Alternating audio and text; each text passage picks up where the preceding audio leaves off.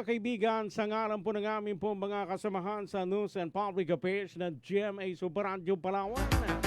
Sa ngalan din po ni Super Tulitsa Suiza sa bahaging teknikal at sa ngalan ni Super Wilmar Abreya. Siya ko yung ating po mga kasama mga kapuso sa production side. Magiging katuwang ho natin sa ating pong paglipad sa paghatid ho ng ating pong mga balita ngayong pong araw ho ng Martes, Marso 10, 2026. Ako pa rin po, inyo po makakasama si Super Rodel Guzman. Wala hong kinikilingan, walang pinoprotektahan. Labanan ho ang fake news. Dapat totoo. Superadyo, Puerto Princesa, DYSB. Ito ang balita. Dalawang araw na ng pagpapatupad ng 4-day work week. Ano ho? Pero sa DNR, matagal na ho nilang ginagawa. Pagpasok pa lang ho ng 2026, ano ho? Ay ginagawa na ho yan ng ating pong Department of Environment and Natural Resources sa kanilang mga tanggapan.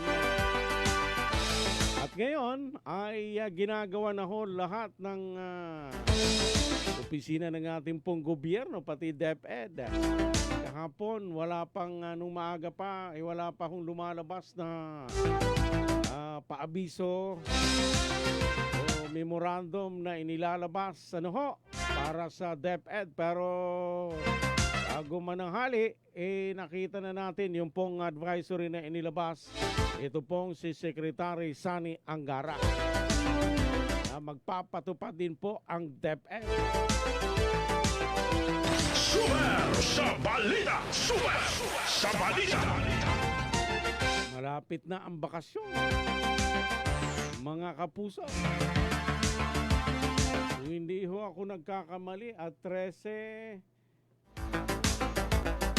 12 at saka at 13, mayroon akong magi-exam ng mga eskwelahan. Mga estudyante. DYSP Super Radio, Super Radio, balita, balita. Mga kapuso, kaya ano yan, ibig sabihin pagkatapos ng last grading periodical exam, yan na. Ilang araw na lang, bakasyon na.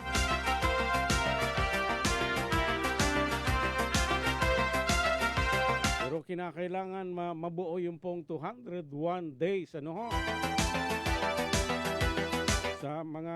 sa pasok ho ng mga estudyante ho natin.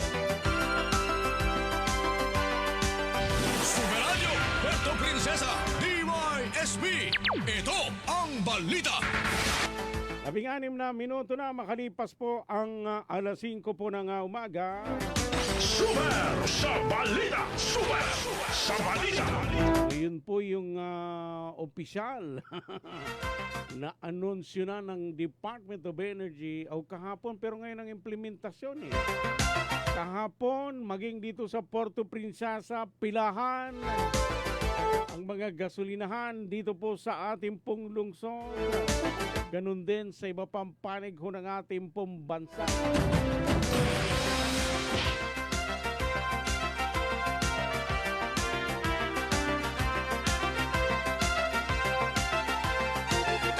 Iba, yung may laman pa yung kanilang tangke, hayaan na lang natin yan. Kasi wala naman tayong option pagka ubos ng ng fuel sa tangke, kanilang sasakyan, ganun pa rin. Wala ka pa rin ligtas, walang dapat ipagpanik. Pero kahapon talaga, daming hindi ho natin alam, yung mga gasolina na iba, talagang sadyang maagang sinarado ang kanilang gasoline station. Inaantay ba yung mas mataas na presyo?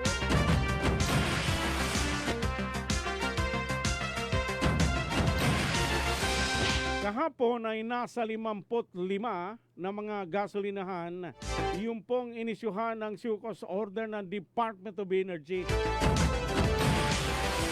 Matapos pong magtaas ng presyo ng mga produktong petrolyo bago pa man yung itinakdang schedule ho para sa price adjustment.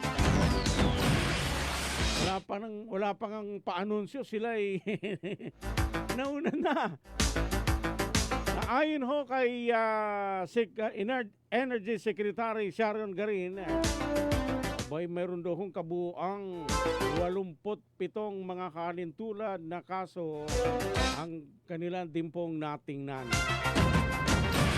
Hanggat wala hong nasa sampulan mga kapuso, abay mamimihasa yung pong mga gasolinahan na yan.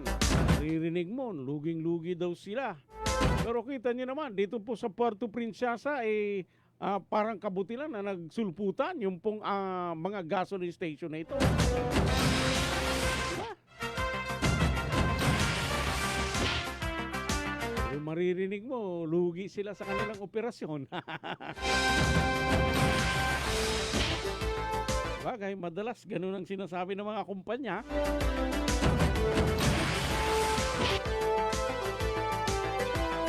Super sa balita. Super sa balita.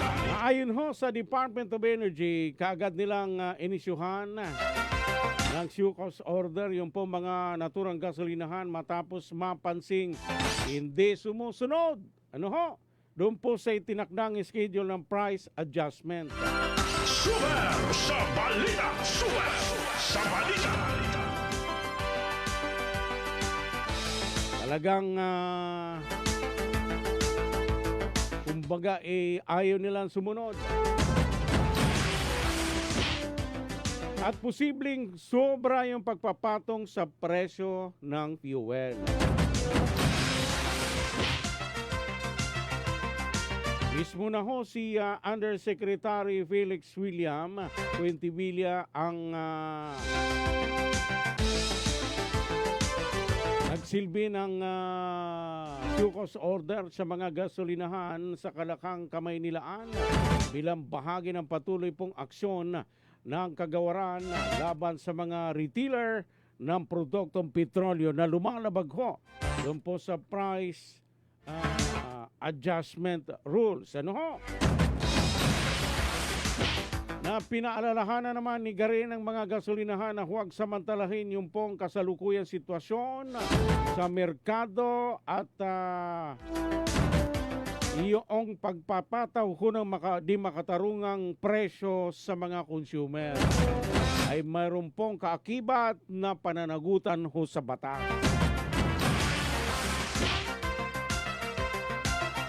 Patuloy din po yung pong mahigpit na monitoring ng Department of Energy upang maprotektahan ang publiko laban sa overpricing at iba pang irregularidad sa bintahan ng petroleum product. Yan ho sinasamantala ng ilang negosyante mga kapuso, lalo na dito po sa Puerto Princesa. Kahit yung pong mga sasakyan, mga malalaking bus, makaamoy lang ho na tumaas ang presyo, nandun pa ho sa pandaigdigang merkado. Kung tutuusin, hindi pa tayo apektado, nagsipagtaasan na ng pamasahe. Yun po ang problema mga kapuso sa ugali ng Pinoy.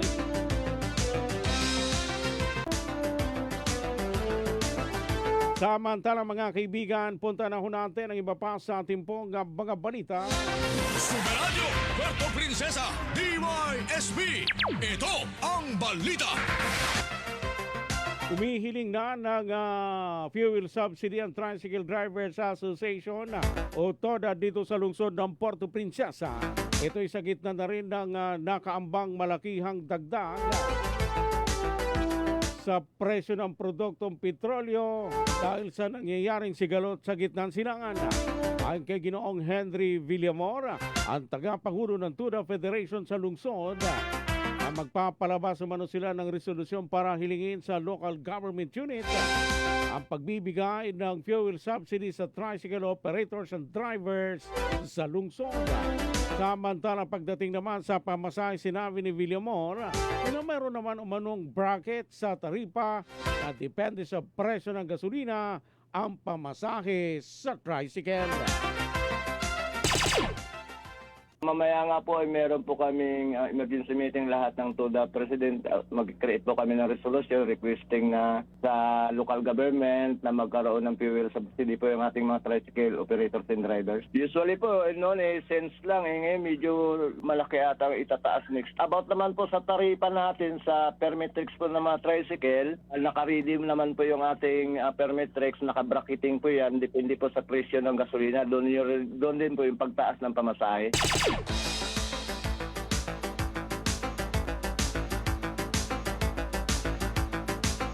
Samantala mga kaibigan, iniisa-isa naman ni Ginoong Villamor ang nakalagay sa fare matrix sa tricycle na nakadepende sa presyo ng petrolyo.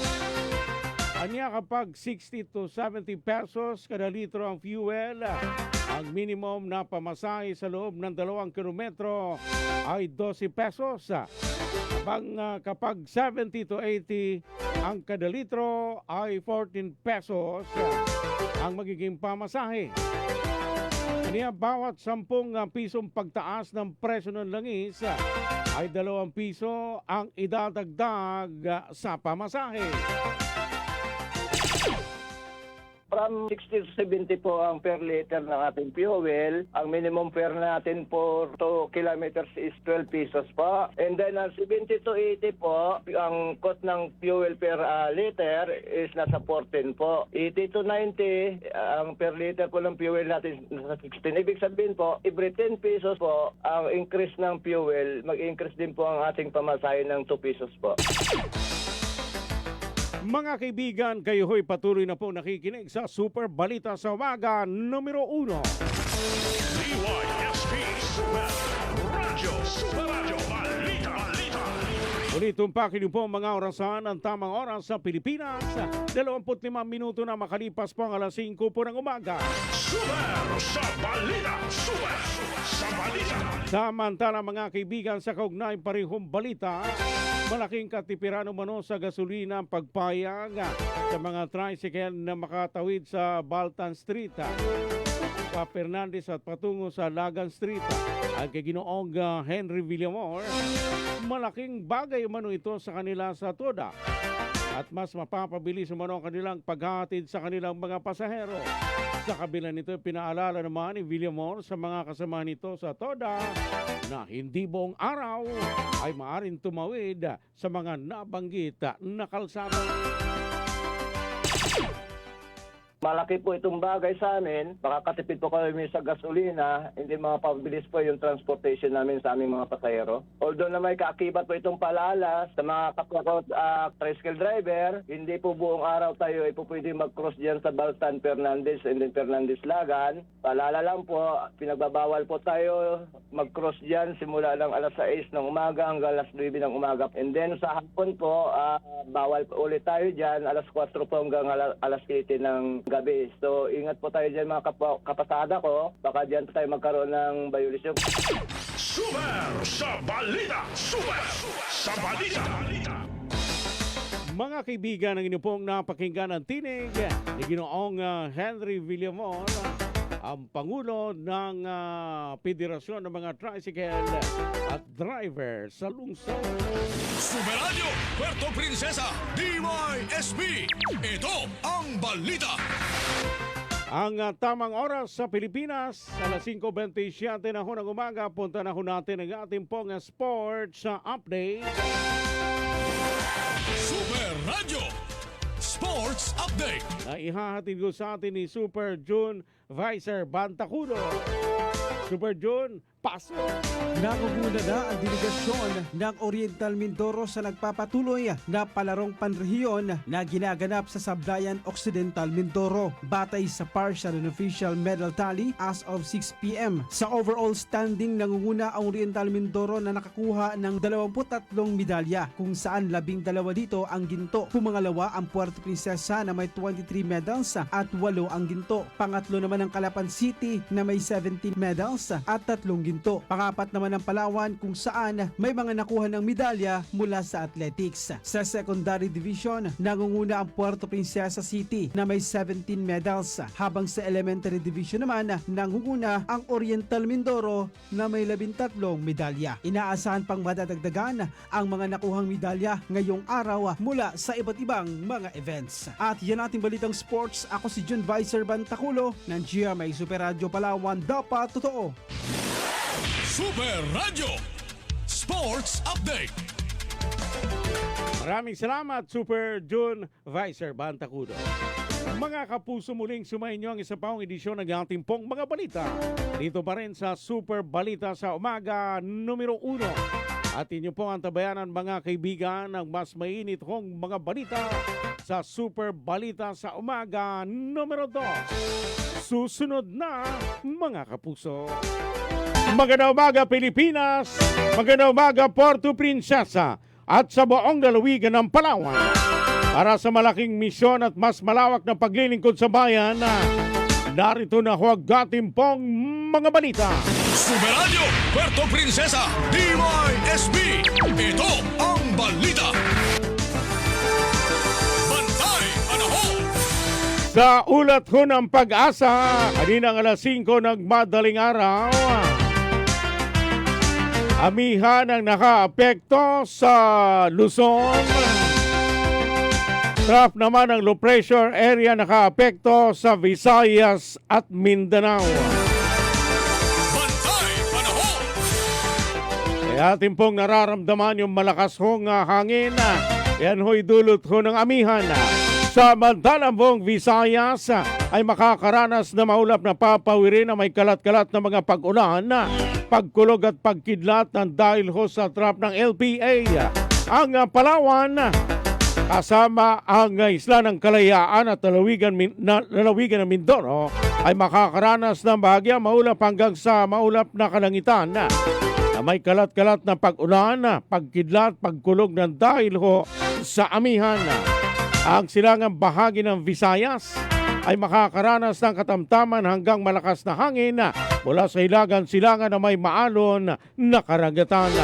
Ang natitirang bahagi ng Visayas, Palawan, kasamang Isla ng Kalayaan at Occidental Mindoro ay makakaranas ng mahina hanggang katamtamang hangin mula hilagan-silangan hanggang sa hilaga na may banayad hanggang katamtamang alon, mga kapuso.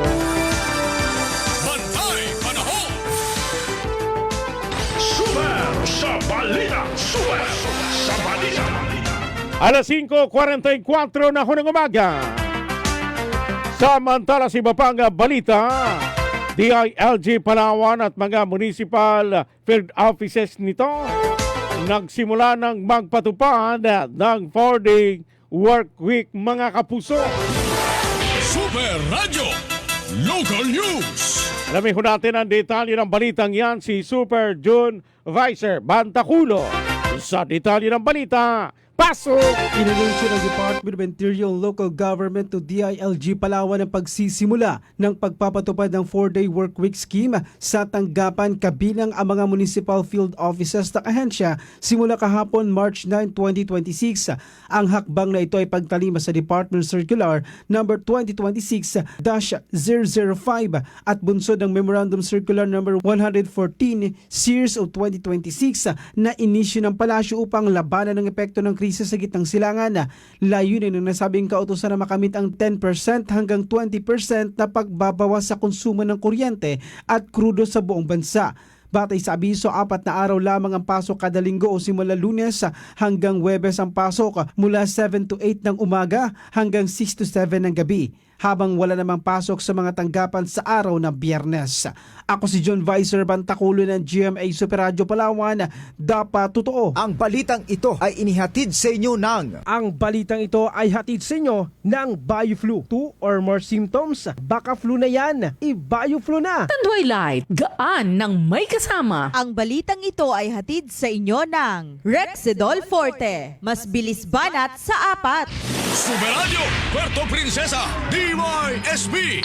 Ito ang balita. Mga kaibigan, kayo'y patuloy na po nakikinig sa Super Balita sa umaga numero 2. DYSP Super Radio. Super Radio. Balita. Ulit tumpakin niyo po ang mga orasan ng tamang oras sa Pilipinas. Alas 5:46 na ho ng umaga. Super sa balita. Super sa balita. Lokal na pamahalaan ng Roxas, Palawan magpapatupad ng 4 na araw na pasok sa 1 linggo. Super Radio, Local News. Alamin ho natin ang detalye ng balitang yan.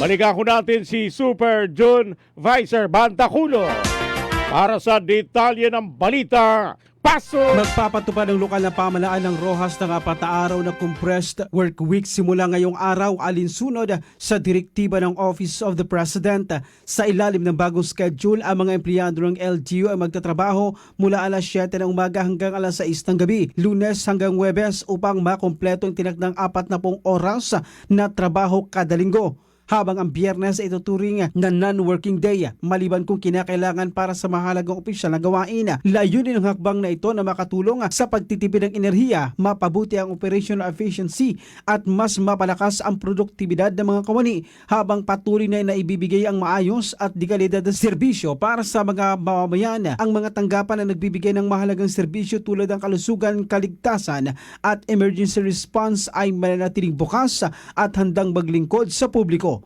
Ako si John Vicer Bantaculo ng GMA Super Radio Palawan. Dapat totoo. Super Radio, Puerto Princesa, DYSP. Ito ang balita. Samantala mga kaibigan, sa iba pang balita, isang lalaki arestado sa drug buy-bust operation ng mga otoridad sa bayan ng Batara sa Palawan. Super Radio, Police Report.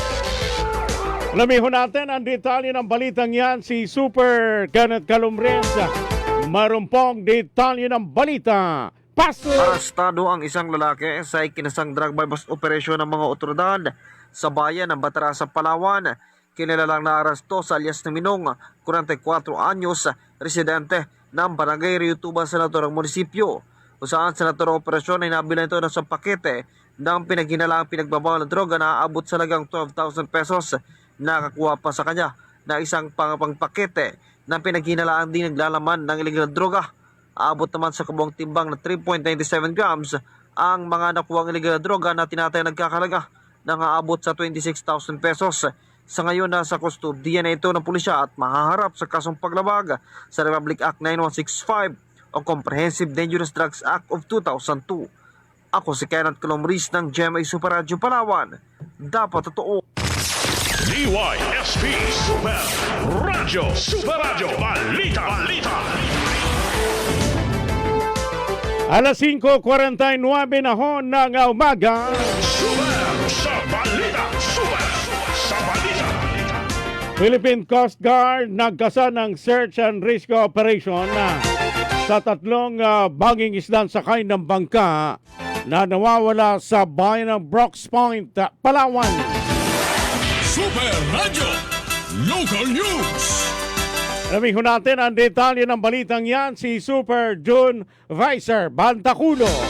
Sa detalye ng balita, pasok! Nagkasa ng search and rescue operation ng mga kawani ng Coast Guard Station South Central Palawan sa nawawalang mga manging isda na sakay ng maliit na bangka nang maglayag mula sa Sitio Buligay, Barangay Poblacion 1, Brooks Point, Palawan. Batay sa ulat, pumalaot ng 3 kataong sakay ng FBCA Bunso noong nakalipas na araw ng Huwebes, March 5, 2026 sa bahagi ng Barangay Maasin. Subalit hanggang sa kasalukuyan ay hindi pa nakakabalik. Ang bangka ay sinasakyan ng 3 lalaki na kulay asul na may puti at pula. Nasa 2.5 gross tonnage na kapasidad at huling na contact sa loob ng 20 nautical miles east ng Brooks Point. Kagad na dineploy ng Coast Guard ang kanilang mga sea assets sa paghahanap at inalerto ang mga sasakyang pandagat na maaring mamataan ang nawawalang mga mangisda. Ako si June Vicer Bantakulo ng GMA Super Radio Palawan. Dapat totoo. Super Radio Puerto Princesa DYSB. Ito ang balita. Mga kaibigan, kayo ay patuloy po nakikinig sa Super Balita sa umaga numero 2. DYSP Super Radio. Super Radio Balita. Balita. Tuloy-tuloy po tayo sa ating pong mga balita. Pag-akyat sa Taraw, clip sa Barangay San Rafael. Matagal na rohong ipinagbabawal ng barangay. Super Radio Local News. Sabihin natin ang detalye ng balitang yan si Super Kenneth Calumbresa sa detalye ng balita. Pasok! Matagal na umanong ipinagbabawal ng pamunuan ng barangay ang pag-akyat sa Taraw Cliff sa Barangay San Rafael ayon kay punong barangay Roland Bacula.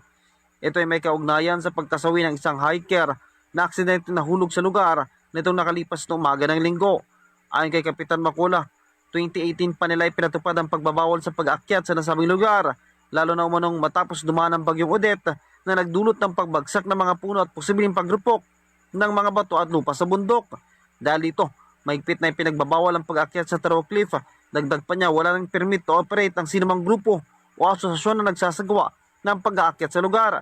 Pinagtataka rin nila kung paano nakakaakyat ang mga ito sa Taraw Cliff nang hindi dumadaan sa barangay upang humingi ng abiso kung maaaring umakyat. Dagdag pa niya, bagamat may nilagay mo na silang mga signboard dati na nagsasabing nagbawal umakyat sa lugar, ay nasira naman ito ng bagyo at sinira ng mga kabataan. Sa ngayon, magsasagawa pa muna sila ng investigasyon kaugnay sa insidente upang maiwasan na maulit ang naturang pangyayari. Ako si Kenneth Calumbresa ng GMA Super Radio Palawan. Dapat totoo. DYSP Super Radio. Super Radio Balita. Balita. Samantala mga kaibigan sa kaugnay na balita, sa naging panayam ng Super Radio kay punong barangay Roland Bacula ng barangay San Rafael, ikinagulat umano nila ang may natanggap silang impormasyon na ugnay sa pagkakahulog ng isang hiker sa Taraw Cave na ikinasawi nito kung saan wala manong koordinasyon ang pag-akyat ng grupo ng biktima na abot sa 88 individual. Opo, nagulat po tayo kahapon bandang Nibig, Nagpagan. Meron po tumawag sa atin para Ito na pinapabot sa atin na mayroong umakyat sa Taraw na kasama doon ang isang niyang kaibigan na Adimano ay DLG rin po ng Ruhat. Ang sabi po ng DLG Puerto, kung pwede raw ako tawagan. Sabi ko, pwede naman po. At kinuntak po tayo yung time din po na yun. Nag-usap po kami.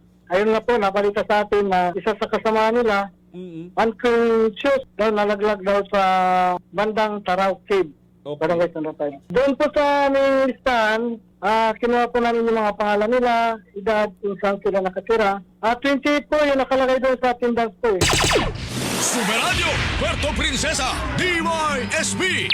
Ito ang balita. Dami nila, no ha? 28 na mga individual.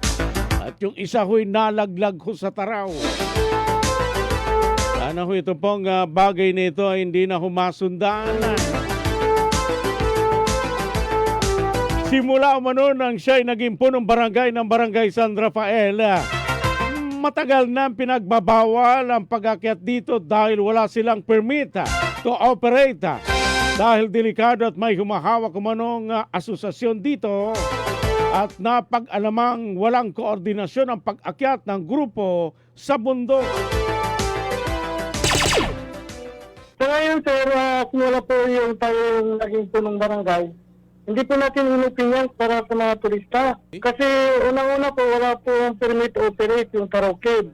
napaka-delikado. At meron din pong umawak dyan na isang Taraw Cave Association. Sila po yung umawak dyan eh. So yung pangyayari kahapon, nagkaroon din po tayo ng investigasyon, maliban sa investigasyon ng PNP. Opo. Walang coordination sa barangay, walang coordination sa Taraw Cave Association. DYSP Super Radio. Super Radio. Balita. Alas 5:56 po ng umaga. Ang inyo pong napakinggan ang tinig ni Punong Barangay Roland Macola ng Barangay San Rafael. Super sa Balita. Super sa Balita. Samantala mga kaibigan sa kaugnay parehong balita, may local guide umano sila sa San Rafael. At itong buwan lamang ng Enero ay nagpulong sila sa CBST na mahigpit ang pag-akyat sa Taraw dahil mahigpit ang pagbabawal ng pag-akyat sa Taraw dahil delikado ito. At itong mga coordinator ng grupo ang nakipag-ugnayan doon para makaakyat sa Taraw. Kasi sir, may local na guide kami dyan, taga San Rafael din. Opo. So, halos yung nakarang buwan lang, January, nag-meeting kami na CBST na talagang in-advise natin na may tip na ipinagbabawal muna natin yung pag-akyat ng Taraw kasi nga delikado. So, yung coordinator na dalawa, yung isa taga Puerto, yung isa yung namatay, nakipag-ugnayan doon sa local guide natin sa San Rafael. Oho. Sila yung may contact doon, sila yung na nag-uusap-usap, then sila rin yung nag-guide papunta doon sa Taraw Cave. Super Radio Puerto Princesa DYSB. Ito ang balita. 3 minuto po mga kapuso bago sumapit po ang alas 6 po ng umaga. Super sa Balita. Super sa Balita. May mga inilagay umano silang dating mga signboard na nagsasabing bawal umakyat sa lugar. Pero nasira ng bagyo at sinisira ng mga kabataan na umaakyat sa lugar kaya't wala nang nakalagay. Pero alam umano ng mga residente sa lugar na bawal umakyat at bago lamang din nila nalaman ang patungkol sa logbook at pagbabayad ng halagang 250 pesos. Dati kasi sir, meron kami mga signboard na bawal talaga umakyat. Opo. Kasi siyempre nagkaroon ng mga malalakas na bagyo, saka kinukuha yung mga signboard ng mga ibang kabataan. Kaya sa ngayon, walang nakalagay. Pero sa informasyon, doon sa mga nakatira sa Sitio Bacoton, Barangay San Rafael, nabisuan natin yan na bawal talaga mag-akyat. Bawal muna. Lalo na doon sa pinaka-peak. Maliban lang dyan, yung pinapayagan lang natin dyan, kung yung DNR, yung PCSD, kung may gagawin silang Study. study or inventory doon sa Taraw Cave. Ito kasi bago rin natin nalaman, no? Bago rin natin nalaman. Kumbaga, nagulat tayo dahil doon sa mga guests na nakausap natin na umakyat ng Taraw. Oho. Nagulat din sila. Nag-logbook daw sila, tapos bawat isa sa kanila nagbabayad ng 250. So, dito sila nagbabayad sa isang coordinator. Inamin naman ng coordinator yung kahapon sa akin. Wala po, wala. Kahit sa asosasyon po, wala. Kasi talagang hindi po tayo pwede maningil. Wala po tayong permit. DYSP Super Radio. Super Radio. Balita. Mga kapusong inyo pong napakinggan ang magkakasunod ng pahayag. Ito pong si Punong Barangay Roland Macola ng Barangay San Rafael. Super Radio Puerto Princesa DYSB. Ito ang balita. DYSP Super Radio. Super Radio. Balita. Kayo ho'y patuloy pong nakikinig sa Super Balita sa Umaga numero 2. Super sa Balita. Super sa Balita. Dahil sa pangyayari ng pagkakalaglag sa Taraw sa Barangay San Rafael ay kay Punong Barangay Roland Macola, sila ay magsasagawa ng special session patungkol dito at mag-iimbestiga. Kaya't maghihigpit na sila umanong pagbawalan na mayroong umakyat at hindi na maulit ang insidente at marami umanong daan paakyat. Dito kaya hindi na i-report sa kanila dahil maaga pa silang umakyat sa lugar. Yung sa amin, sir, sa barangay, mag-emergency session kami kasama yung CDST. Gusto namin ma-investigahan talaga. Kitan, bawalan talaga na mayroong makakyat na walang pahintulot sa barangay at sa Tarokip Association. Para hindi na po maulit. Sir, matagal na sir kasi wala tayong permit to operate. So, medyo kahirapan din magkuha ng permit. Nakikipagtulungan din tayo sa DNA, pero talagang hindi namin po ino-operate yan, yung Tarokib. Kahit na may... Kaya lang, meron din talagang hindi namin monitor kasi yung iba, mga 4:30, 5 AM. Oo. Nandun na sila sa bundok kasi maraming daan sir na pwede ka makarating doon. May kurasyon din sa barangay Babuyan, Sitio Anilawan, doon din yun papunta. Ang balitang ito ay inihatid sa inyo ng Tanduay Light, gaan ng may kasama. Ang balitang ito ay hatid sa inyo ng Rexedol Forte. Mas bilis banat sa apat. Superadyo, Puerto Princesa, DYSB. Ito ang balita. Madaling araw pala, mayroong mga umaakyat na pala doon. DYSP Super Radio Balita. Mga kapusong, inyo pong napakinggan ang tinig ni Punong Barangay Roland Macola ng Barangay San Rafael. Superadyo, Puerto Princesa, DYSB. Ito ang balita.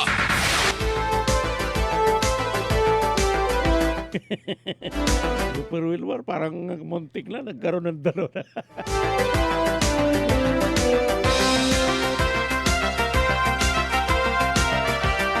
Alas 6:08 na ho ng umaga mga kapuso sa kaugnay pa rin kong balita. Sa panayam naman kay Ginoong Toto Albior, ang City Tourism Officer ng pamahalaan lungsod ng Puerto Princesa.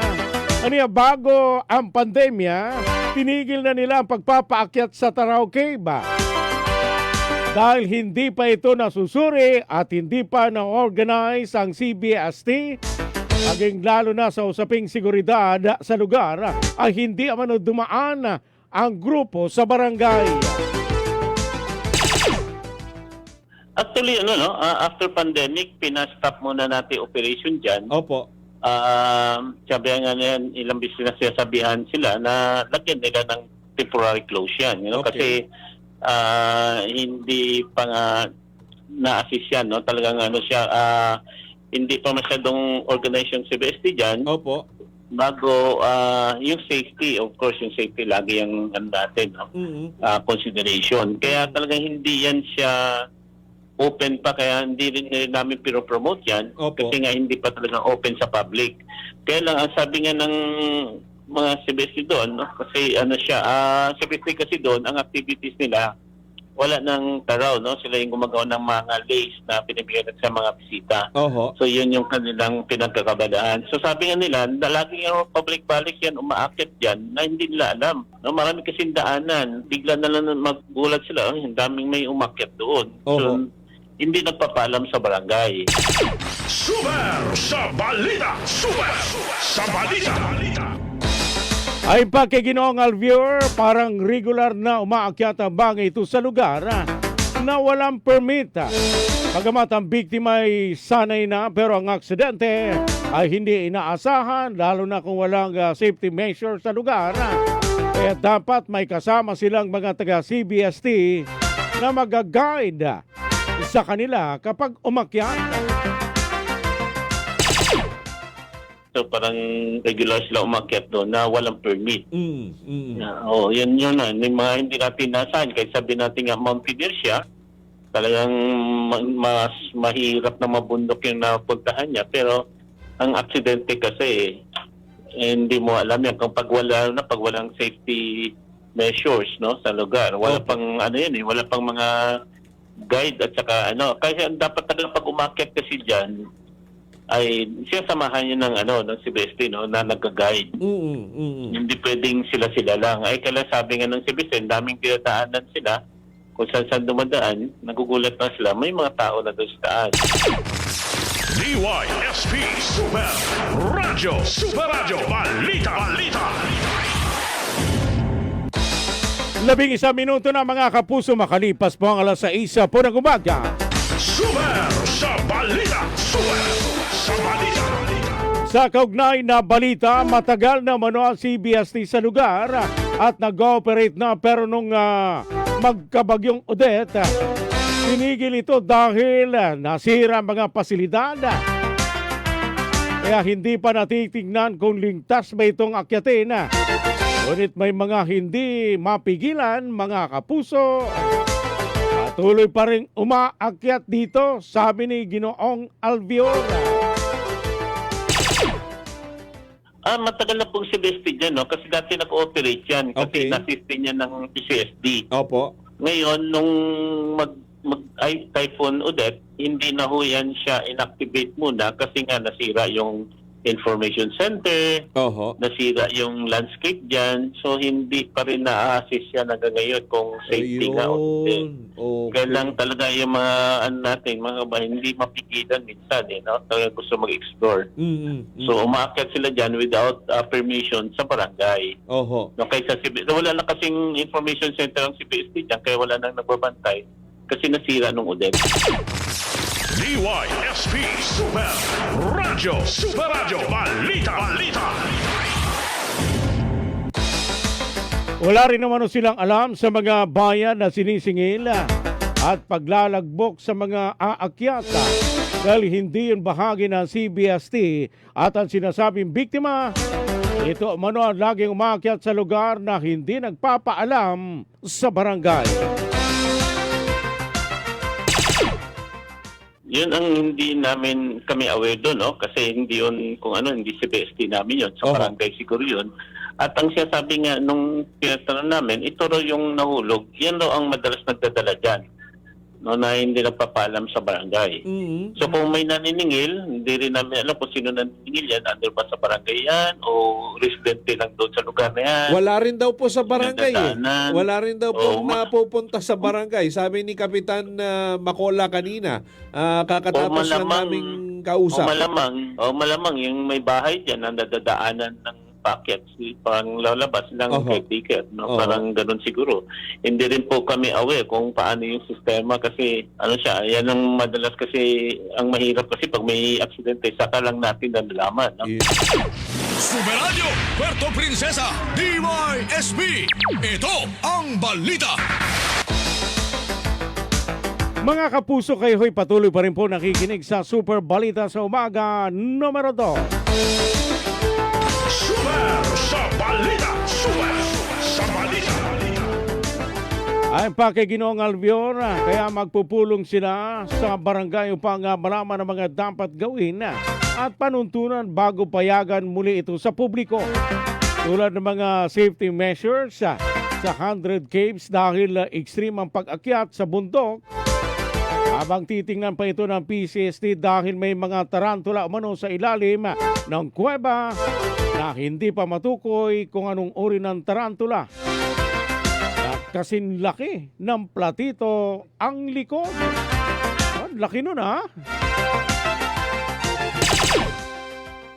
Kailan siguro mag-usap muna kami ng barangay, kasi sa kanila yung jurisdiction yan. So, i-in-place muna natin yung mga mitigating measures. Paano ba yan? Dapat may tour guide, may safety harnesses. Na parang ginagawa natin dito sa may 100 cages. 100 cages, may mga harnesses talaga siya. May tagang nagtitingin, kung pwede ba ito o hindi. So, yung kailangan. Kasi extreme kasi yan siya. Hindi yan siya basta kung sino-sino lang. Dapat expert din sa ganyang klaseng destination. Correct.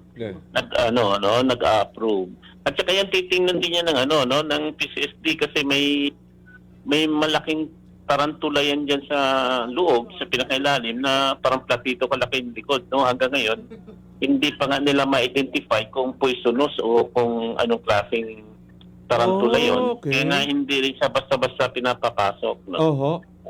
Hindi pa na-explore ng gusto ng PCSD yan. So, yung safety, medyo pa. No? Kailangan yung mga natin mga kabayan, gusto talaga yung view. DYSP Super Radio. Super Radio. Balita. Mantakin nyo, malalaking tarantula. Kasin laki na yung likod, kasin laki ng platito, malalaki na yan. So, kailangan pala ng iba yung pag-iingat sa ating pong mga umaakyat ho dyan. Yung pala kailangan pa ng mga pag-aaral. Baka mamaya napakadelikado, poisonous yung pong mga tarantula na yon. Makagat ka ng kasing laki ng platito. Nako! Iyado, mayroon pong kalalagyan. Mga kapuso, ang inyong napakinggan ang ating pong City Tourism Officer, Ginoong Tuto Albior, dito po sa lungsod ng Puerto Princesa. Super sa balita. Super sa balita. Samantala mga kaibigan, sa iba pang balita.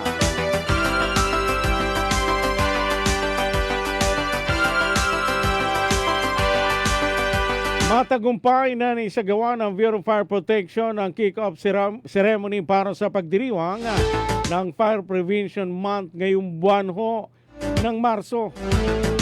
Ayon kay Fire Officer 3 Raymond Hortiliano, bilang sa kanilang isinagawa sa lungsod ang pagsasagawa ng roadshow sa isang mall dito sa ating syudad para makita at ma-educate ang publiko kung ano ang trabaho ng mga fire officers natin at ginawa ng mga pamatay sunog. May iba't iba manong mga aktibidad na gagawin ng Bureau of Fire Protection sa lungsod kaugnay sa Fire Prevention Month. Matagumpay po kami nagsagawa ng kick-off ceremony nung ating 2026 po na pinangunahan po ng ating provincial fire marshal at ganon din po ng ating city fire marshal at buong kabomberohan ng Puerto Princesa At nung March 3 naman po nagsagawa po tayo ng Fire Square Roadshow diyan para sa community relation naman po ng ating mga kabomberohan Diyan po dinaos po natin sa lungsod ng Puerto Princesa, buong Palawan, kabomberuhan po ng buong Palawan yun. Ang layunin po is para po makita, ma-educate po ang ating mga kababayan kung ano po yung trabaho, ano po yung mga layunin at ano po yung mga naging activity po ng ating lungsod ng Puerto Princesa na kabomberuhan po. Sa mga activities po na parating, nandyan po, patuloy pa rin po pakikipag-ugnayan po natin sa ating mga barangay, at yung mga fire safety awareness seminar po namin na hinahanda din po sa ating community. Ganon din po yung ating isang programa po na Oplan Bandilyo, ang pag-iikot po sa mga barangay, at magbibigay paalala patungkol sa pag-iwas sa sunog po sa ating kabayan. Super Radio Puerto Princesa DYSP. Ito ang balita. Alas 6:19 na ng umaga. Samantala may paalala naman ng Bureau of Fire Protection sa lungsod sa publiko na kung po sa mga nababahala, baka maubusan ng produktong petrolyo o di kaya yung kanilang mabili ay mas mahal. Abay, mayroon pong paalala ng Bureau of Fire Protection sa tamang pag-iimbag ng mga produktong petrolyo.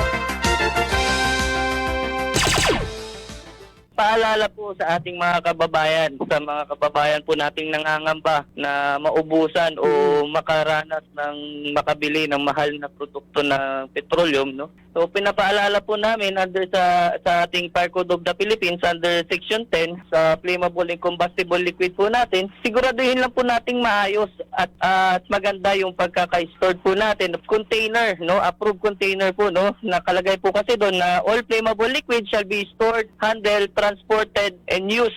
For general requirements po natin is dapat po lahat ng flammable liquid at combustible liquid po natin shall be stored on approved container. or tanks properly leveled with the physical properties of its content, no? Dapat po maayos. And sa ating mga kababayan, no, hindi naman po nagninegosyo, no, nais lang po mag-imbak. So sa mga residential occupancy with not more than 3 dwelling units with detached garage shall be stored flammable liquid up to maximum of 94 liters lang po. Huwag pong lalampas doon, no? Kung sakali po kayo kasing lalampas doon, mga sir, mga ma'am, no, maaari po tayong ma-inspection, no? Pwede po kayo inspeksyonin or pwede po kayo pagbawalin ng ating fire code po, no? Para po sa inyo rin pong safety. Superadyo, Puerto Princesa, DYSB. Ito ang balita.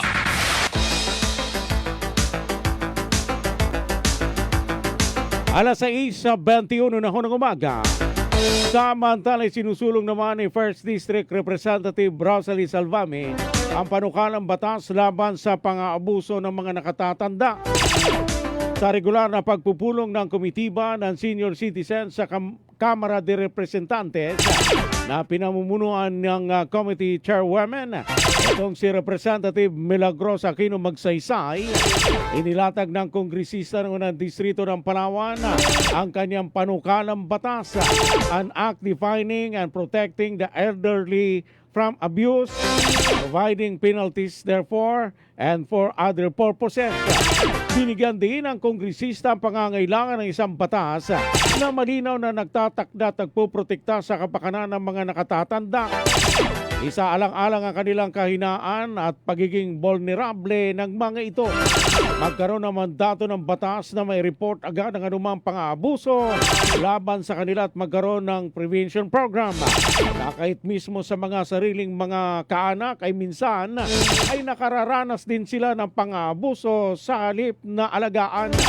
Sa provision ng Saligang Batas ng Pilipinas, partikular ang Article 2, Section 11 at Article 13, Section 11 na nag-uutos sa paggawa ng mga programa para sa social security ng mga senior citizens.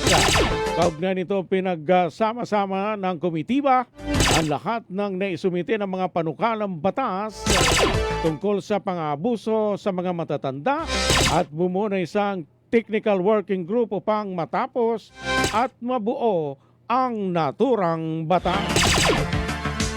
Superadyo, Puerto Princesa, DYSB. Ito ang balita. Mga kapuso, tayo ho'y nakikipag-ugnay na sa Pag-asa Puerto Princesa Station. Bantay Panahon. Update muna ho tayo mga kapuso sa lagay ng ating pong panahon ngayong pong araw ko ng Martes, Marso 10, 2026.